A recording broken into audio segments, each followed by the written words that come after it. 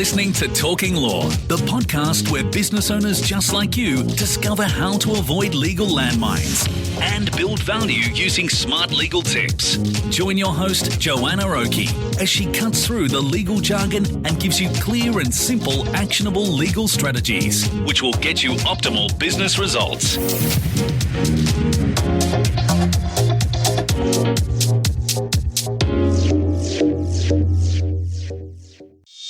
Hi, it's Joanna Oakey here, and welcome back to Talking Law, a podcast proudly brought to you by our commercial legal practice, Aspect Legal.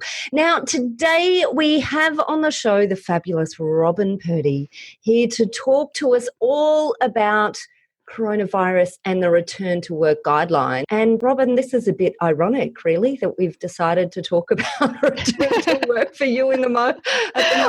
It is. Hi, Joe. Yes, it is. This is coming to you from the land of wishful thinking in Melbourne, where we are in stage 4/5 hard lockdown here. So I've prepared these return to work guidelines, looking forward to when we can implement them ourselves down here. So it seemed like a good idea at the time when we decided that we'd have a podcast talking about the return to work guidelines. Obviously, the situation in our Melbourne office deteriorated substantially. Very true, but still relevant for lots of our friends across the nation. So it's still very important to talk about this. And look, for us in Victoria, it's going to be coming up soon. It's going to be relevant for us. So it's good to get a bit of a feel about what's on the radar ahead of us anyway, I think. That's good work, Robyn. This is optimism, right? Let's talk yes. about it as poetry. Again, from the land of wishful thinking. Yeah. Let's get into it. All right. So, look, what do you think the key standout items are for employers who are considering bringing their team back into the work environment now? What is it that they should be thinking about? Look, I think the first thing to consider is that just because you can doesn't necessarily mean you should. So we've seen now employees working really effectively from a home or remote working environment. So I think at the first instance, the important thing to think about is whether employees can continue to work from home. And it's recommended that if that can take place, then it should. Limiting the number of people in a workplace is obviously going to reduce risks of transfer. That being said, when we've got employees coming back to work, we do want to make sure that they come back in a really safe manner. And so it's important then to consider what we can do as employers to make sure that we keep our employees safe and to make sure that we keep anybody else that's visiting our workspaces safe as well.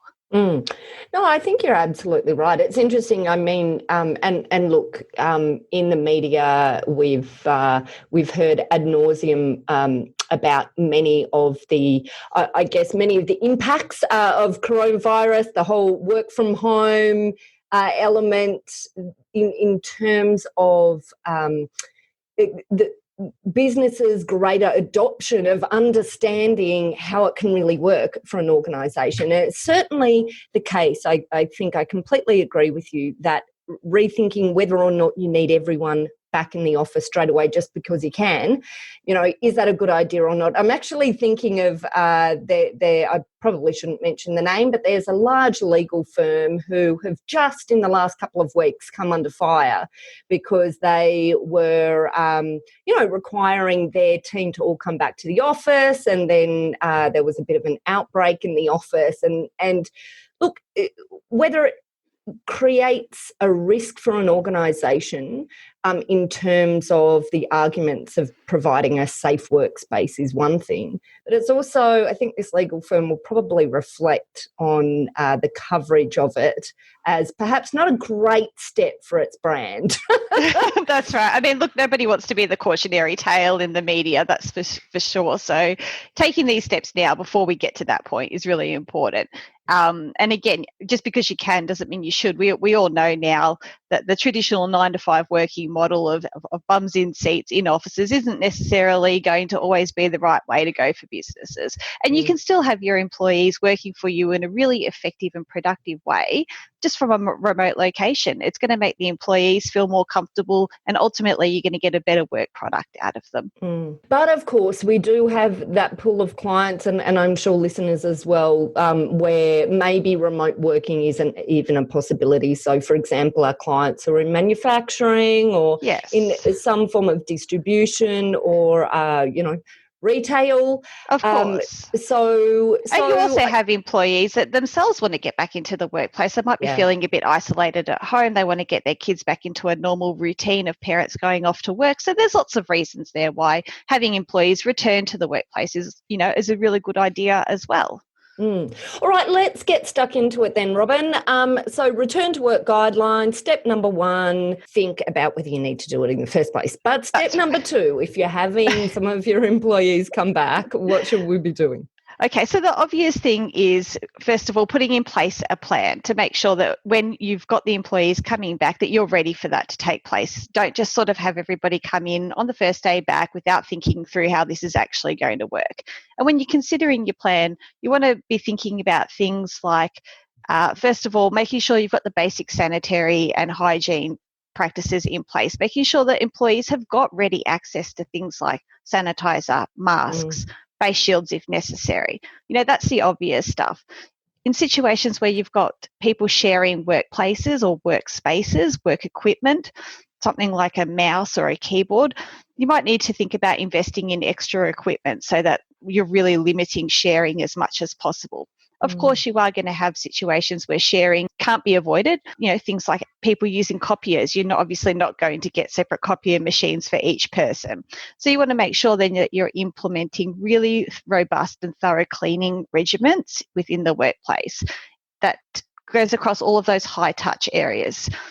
Think about everything that you touch when you walk into a workplace, everything from the elevator button to the door handles, things in the lunchroom, copier equipment, and, things of that nature. Absolutely. Okay, so what then would you say the best practices that, what's the bar that we should be aiming for here?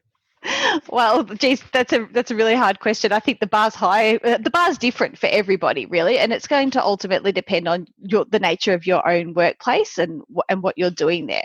I think what you want to be always having in the forefront of your mind is the guidelines that we're getting from the government, and in terms of things like physical distancing or social distancing, as we're now really familiar with this new term. What may have been the usual practice in terms of things like hot desking might not be appropriate anymore. And you might have a situation where that was really the primary way that your office was set up. And so there might be some real changes there that need to be implemented. Depending on what kind of a workplace you have, you might need to consider investing in some internal infrastructure, redoing your reception area to provide shields for receptionists who may be having a high contact with a lot of people. You see that in places like supermarkets where they've got those shields around the cashiers and the checkouts now to protect, the staff that are working and doing their job. We all think about the obvious things like the sanitation and the cleaning and things like that, but it may also extend to offering employees car parking so that they're limiting the amount of time that they're travelling on public transport.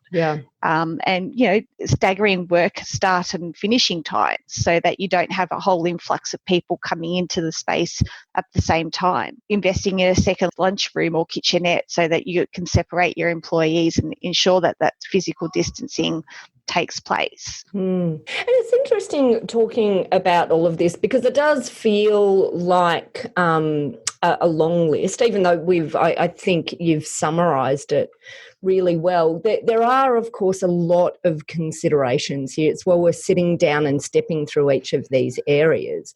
But I think there are some, and it's not just about your obligation as an employer to provide a safe working environment. It's also about trying to reduce the level of risk of COVID or other infections coming into your organisation, then taking out your workforce for a period of time, which could be extraordinarily detrimental to any business. And of course, there's been a lot of discussion about A teams and B teams, splitting teams. If you must have people in the office, then having certain components of the team who are allocated to different time schedules to come in, and that can be very useful for an environment where you need staff to come in, such as, perhaps manufacturing. So I think that there's some, interesting approaches that are being used. But one of the things that I have noticed recently in the media and that I've been reflecting on is that I think ultimately, at the moment, businesses are actually seeing less sickness within their staff because, there's just been, because of the heightened protocols, the much greater social distancing, there's just a lot less spread of the usual germs and lurgies that cause sickness. So this is, it's perhaps a benefit. I don't know if we call it that, but certainly it's been a side effect of all of the new protocols that have come into place because of COVID that I think are leading to a lessening of sickness just across the board in a workplace. So I guess, it's important for employers to recognise that and to be balancing that, recognising that they're able to then balance that against some of the pain that they may feel that they're going through implementing all of these things that you're talking about, Robyn. Yeah, absolutely. We're seeing reporting that influenza rates this year are the lowest that have been reported in quite some time. And that's not just because of an increase in people taking the flu vaccination, but because we're all following these very strict hygiene practices, the social distancing that's in place, people working from home, and also a little bit of a change in the mentality that, previously there was, I think, at least in some workplaces, this mentality and perception that if, you were sick, you just soldiered on, you just you came into work, you took a couple of Panadol, and you sucked it up and you got on with your job, and really there was that mentality of pushing through illnesses and not letting down employers. And now I think we're all coming to realise that that's not necessarily the way that we should be going about things, that we all have at least a social responsibility to one another and to our communities to not do that. And employers are taking a really strong front foot now by directing their employees, look, if you're sick, stay at home. Either work remotely, take the sick leave that's available to you, but it's no longer seen as appropriate now to be coming into workplaces when you're unwell. And that's not just in relation to COVID illnesses, but now, coughs, colds, sniffles, Absolutely. Yeah. God help us come hay fever season when we're all sniffling. Right? Yeah, nobody will be in the office. Yeah, I might be eating my words about the reduced sickness in the workplace. Yeah, that's it. As a hay fever sufferer who starts very early in the season, I can foresee a lot of frowny faces at the supermarket with become the pariah of yes. Robyn sneezes. I'll put everybody on alert now that it's a hay fever sneeze and not a COVID sneeze. So if any of our clients are dealing with Robyn in a few weeks' time, it's hay fever. It's hay fever right now. That's it. Okay, well, look, that's great. I guess, are there any parting words from you here, Robyn? Oh, look, I think really just Spec Legal's here to help. We've developed a very robust return to work policy and some guidelines that we're happy to help you with risk management in terms of concerns with employees coming back. Although I'm in Melbourne and not directly experiencing this myself, I am available to you to walk you through these things. So please don't hesitate to get in contact with us. We want everyone to stay safe. We want everyone to be COVID aware. We don't want people back in lockdown. So, let's get on with this together in a safe manner. We're here to help. Brilliant. Robyn, you have just said it so well. There's nothing left for me to add. That's absolutely amazing. Robyn, I just want to say a massive thank you for coming on today. My pleasure.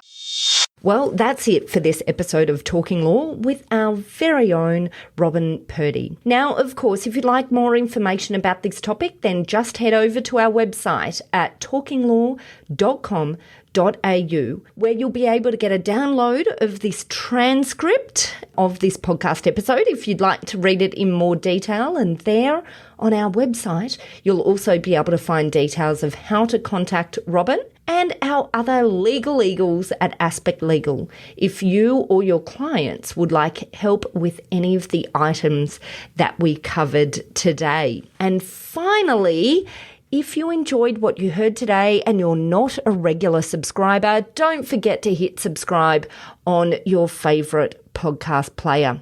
Well, that's it. Thanks again for listening in. You're listening to Talking Law, a podcast proudly brought to you by our commercial legal practice, Aspect Legal. See you next time.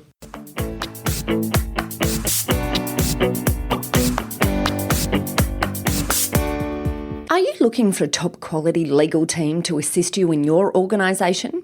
Aspect Legal is an innovative commercial legal practice that specialises in providing fast and professional services for their clients. If you'd like to chat about how we might be able to assist you, simply head over to our website at aspectlegal.com.au to book in a time for a free discussion with one of our lawyers.